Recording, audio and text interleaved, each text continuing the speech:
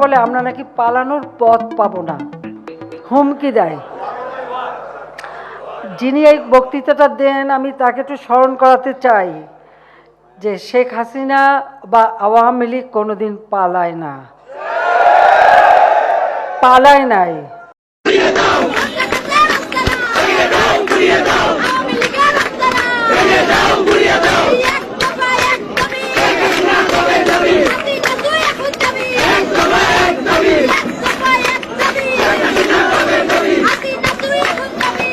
দেশবাসীর কাছে আমি বিচার চাই, কি অপরাধটা কি করেছি, আর এইভাবে মায়ের কোল খালি হোক এটা আমি চাই না, কারণ আমি তো বাবা মা সব হারিয়েছি, আমি তো জানি হারাবার ব্যথা কত কষ্ট।